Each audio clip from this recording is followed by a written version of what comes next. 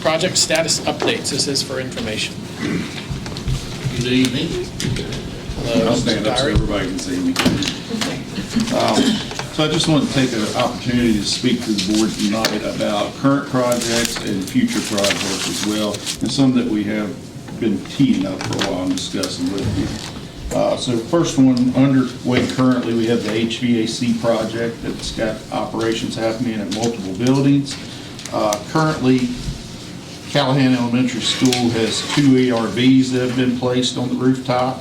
Those are energy recovery ventilation units is what the acronym stands for. One of them's operational, we're waiting on a circuit board that was bad and one to be put back into service before it's actually operational. Sharon Elementary School, same thing, 2 ERVs have been replaced on that building and they are operating correctly at the moment. Alleghany High School, we've got all the cassette units installed in the hallways, and the cassette units are the small mini split units that kind of fit where a ceiling tile normally would. And they're part of that system that we're installing to condition the hallways. Along with those, the outdoor condensing units are actually installed, about 85% complete on the line sets that supply the refrigerant and the condensate delivery away from the units. And then there's some electrical work still underway to get those operational, but they are coming along.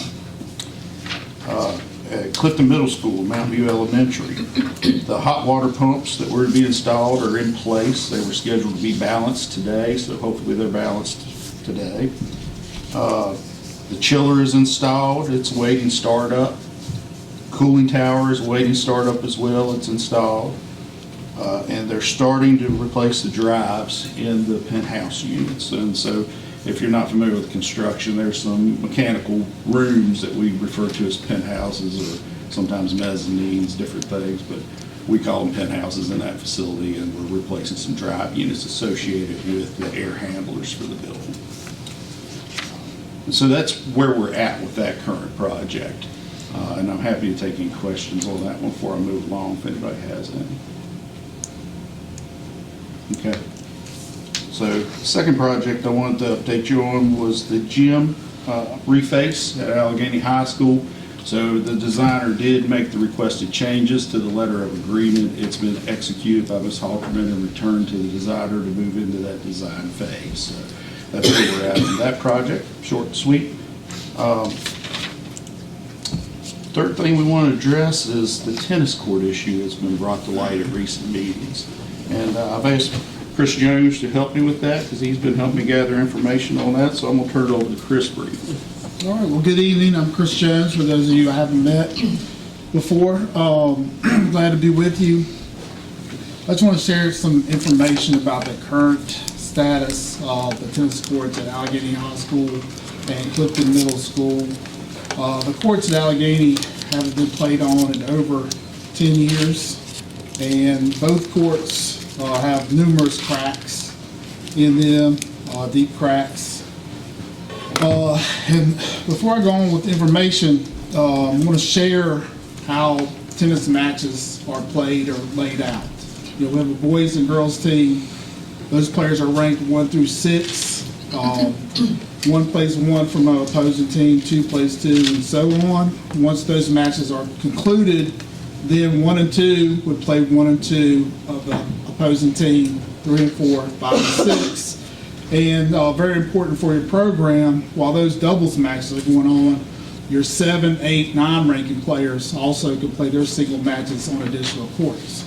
So we feel that 6 courts are definitely important for the tennis program and its growth with that. Accommodations we'd like to make at CMS this year for those courts to be playable, because in their current condition they are not, is to do cold patches over the current cracks. And we believe that the problem with the courts are due to unstable ground that continuously is moving. And we have considered a heavy repair on those courts, and do not feel that would be the best ideal moving forward with those. I think they've been done 10 years ago. They were same condition. And that's due to the unstable site. Moving forward, we've considered several sites at Alleghany High School. We've looked and we've worked with the athletic director and the current tennis coach there and looked on campus. And we feel that the best way to move forward would to be build 2 stack, 3 courts side by side, and then another set of 3 courts side by side near the junior parking lot, what is currently the junior parking lot on top. And the advantages of that would be that we have great parking up there for the matches. You're close to utilities, bathroom facilities are near. And you're talking about having a great seat to watch the matches. You're right there on the hill, could bring a lawn chair and really be comfortable and enjoy your time there as well with that. We'd also, if that came to pass, would go down and demo the current tennis courts at the end of the field. And what this would allow for is to keep the same amount of yardage for a football practice field, so they wouldn't lose any practice space on the end of that. And there's a lot of benefits to this, and some of those are the boys and girls could practice at the same time. You would definitely save on transportation costs to practice. You'd have a first-class tennis facility, for our program and for our students and really for our community here. And again, it would be great for spectators. It's just a great setting, I think, at that location. Does anyone have any questions? When you say community, would we let the community use the tennis courts when the students weren't using it? And so our current practice is that if a facility is available and there's an outside entity that's wishing to use it, they can request that through the school administration. And if it doesn't interfere, then sometimes it's allowed, yes. I mean, it's kind of like using the basketball courts for Parks and Rec, certain other facilities, things like that. It can occur. So if, say, the YMCA wanted to. I think we would definitely entertain any requests from, especially community organizations like the YMCA. That's something that happens all the time with our facilities. So, but it's usually more the building administrator. They know what's happening in their building. They hold their schedules a little more tightly, and that's usually a lot more their input than ours. And really, so this was an informational item, and the purpose of providing all this information to you is just to get a sense of whether the board's in favor of us pursuing deeper, more information to present to you on basically constructing a new tennis facility at the Alleghany High School campus. Not necessarily move it into a design phase, but advance our knowledge base so we can give you more information, some more ideas about what we think is best at the site, and potential cost maybe, if I can get a little information gathered about all those topics. So if that's what the board would like, that's what I'm asking tonight, is do you want me to pursue this further? Can we just get consensus on that point? How does that work into your schedule, Eric? I'll find the time. I'll make the time. I'm with the time machine, But I see a lot of head nods shaking. Yes, it looks like. Everybody kind of in favor of looking into this a little deeper? I'd say look into it budgetarily first. Okay. Go from there. I looked at the tennis courts the other day at Clifton Middle, and, there are a lot of cracks that are, I can definitely see how it would affect the play of. Actually, I was over there with Mayor Irvin. We were walking around. He was giving me a full tour over there. Playing tennis? No, we weren't playing tennis because I was afraid I might twist an ankle before this important work session. So, but yes, sounds good. Okay. So we will try to gather some more information to speak to you, if not next month, the following month, about that project moving forward. And we'll move forward with trying to make repairs to the existing facility to accommodate play as well as we can there this year. And that was the consensus out of our discussions with the athletic department and tennis coaches, that was probably in the best interest of maintaining play this year, is to do that. So they weren't really in favor of us doing the heavy repair and spending those funds. They actually felt like it was a gross misuse of funding, so, because they're of the same opinion we are, that it's just gonna reoccur, it's gonna reoccur in a short time period. So, Does anybody know how many people we have on our tennis team? Usually they're pretty full.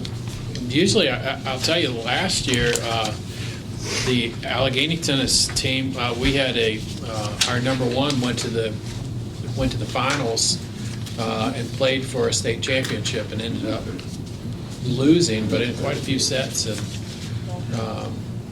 Yeah. several players from Alleghany in the state finals.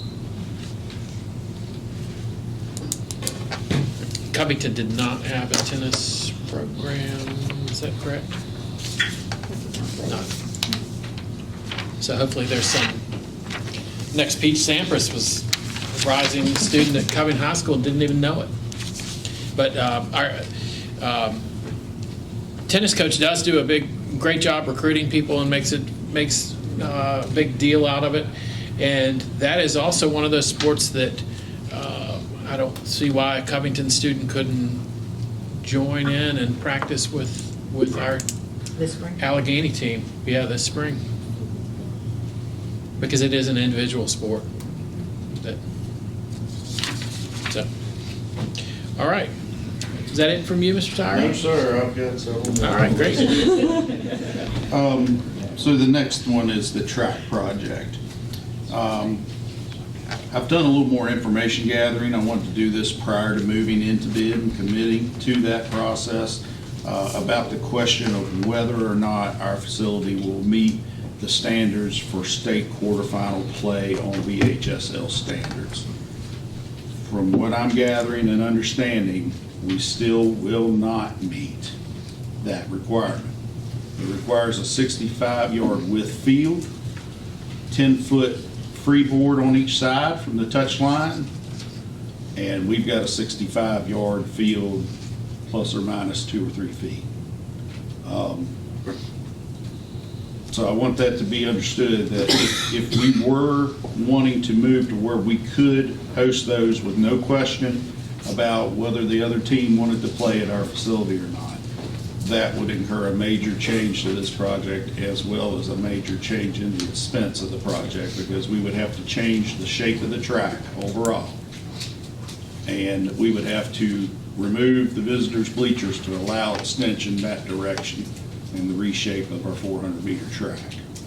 So I just want to make sure everyone's aware that that's the way it is and that we still have a consensus to move forward to the bid process under the current design.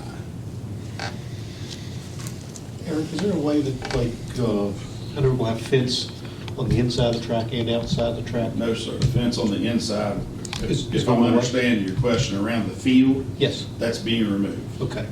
With that being removed, if we put down some type of a rubber temporary thing for the sideline there, would we meet the regulation then? And I have an email out to a VHSL member asking some of these exact same questions, information-wise, describing our current facility and what our proposed changes are. And I haven't got a reply yet. But what I've gotten back from our designer, and I've sent them the VHSL document for state quarterfinals, they're of the opinion we will not qualify directly for that. But I haven't been able to confirm that with VHSL, but I am trying to communicate with them directly today. Ms. Sneed Johnson provided me a contact with them.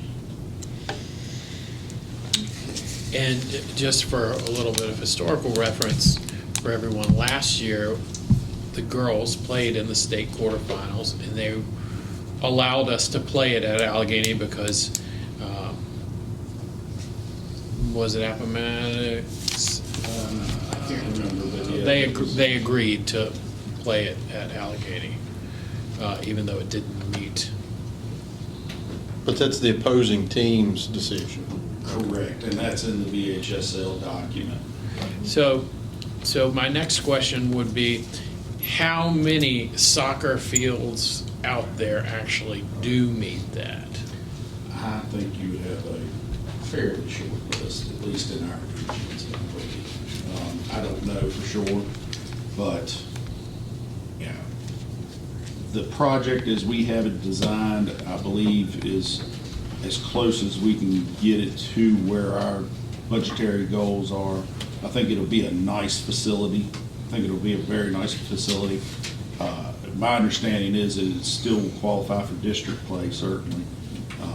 But that state quarterfinal and up play could come into question if your opposing team doesn't agree to play. And state quarterfinal is the only game you could play at home because the semifinal and final are both played at a neutral site. So we're really only talking about one potential game. And last year, when it looked like we weren't going to be able to play it at home, the community all kind of got together, and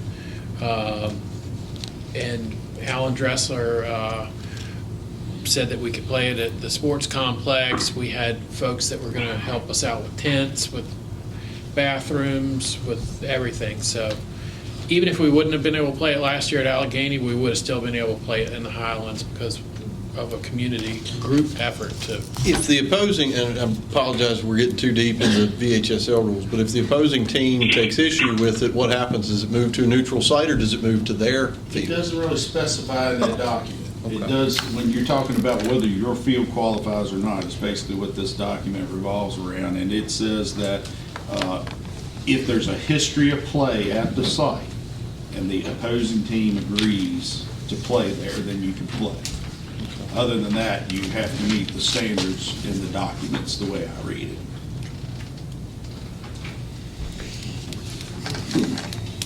All right. So we can either move forward, or you can wait for me to get that information from the VHSL and talk to you again on the 13th. I'm of the mindset that we can start moving forward. Feels like something that I doubt we're going to get the answer that we would want to get anyway. I don't think it's. Unfortunately, if we were to make the track, or the track bigger so that the field would fit, I would assume that it could double the price of the track. I would assume that it'd be If not very more. true, if not more. Yep. As you'll start talking about moving lighting, you'll start talking about moving bleachers, you'll talk about more earthwork, the cost will be exponentially. For one potential game.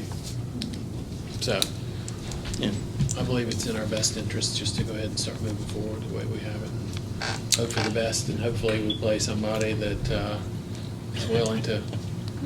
And if they would allow us to use the track as the sideline and put down some rubber mats, then we would fit. I'm looking for that answer. I haven't gotten that answer yet, but you gotta. But we're going to get rid of that big pit of a drain that's in that far corner, right? The former jump event that's. No, there's like a on- big drain down there on the far end.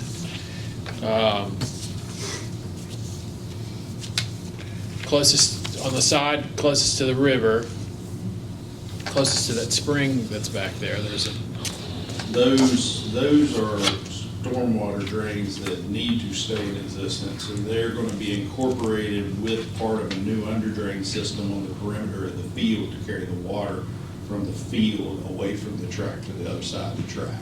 but it might be a little safer of a situation than it is right now. Well, they'll have to do some grade adjustments to those, and I believe, if I remember right, I can't remember the specific details, but there was some work specified for those to adjust the inlet height to get proper drainage. So there'll be some dressing work around those to accommodate proper drainage.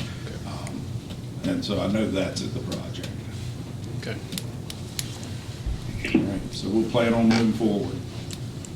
I'll be talking to the designer tomorrow is my plan. Next thing is just information. We've been discussing doing a roofing project at AHS and JRTC for replacement of the roof membrane. Currently, I have in draft form an application that needs to be submitted to DOE to ask for permission to use ESSER funding for that project. And so that's where we're at, and that's part of the funding piece for that project. So I just wanted to give you an update of where we're at, what we're doing with that one.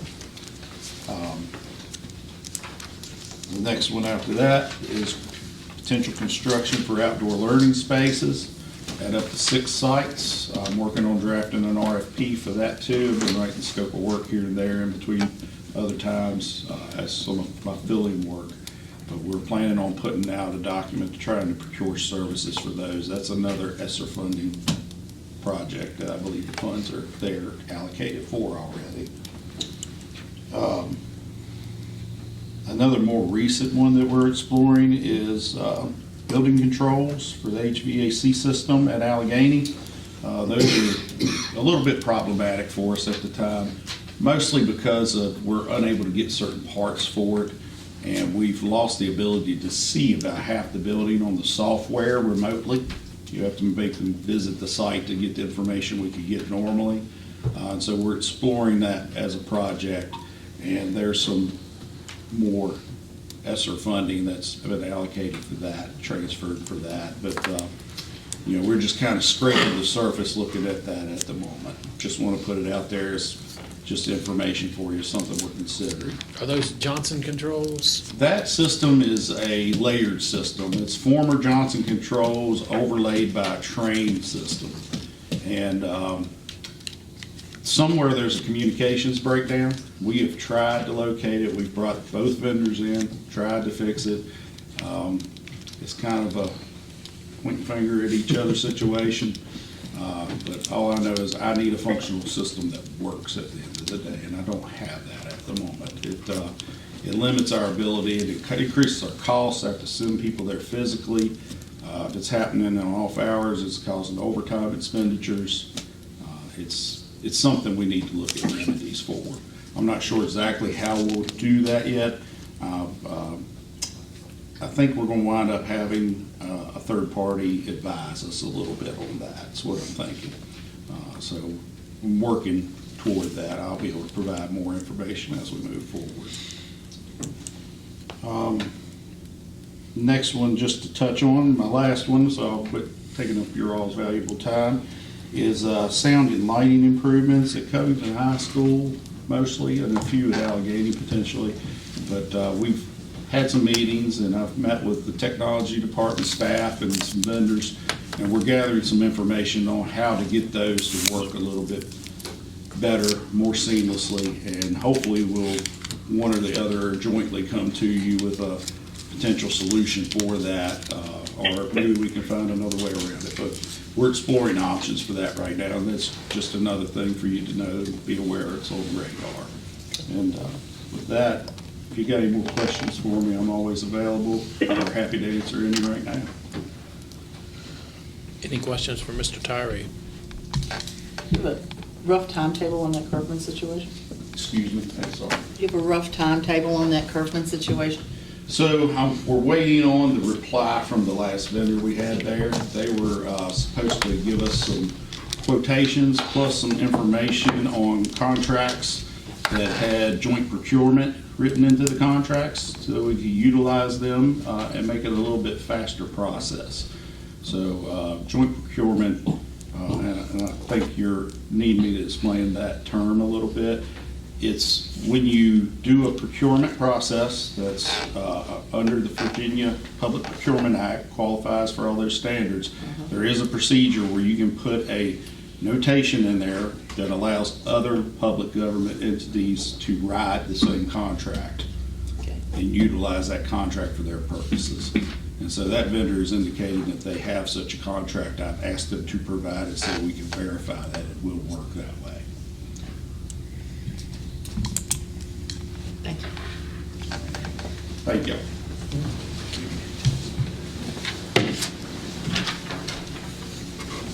All right, thank you very much.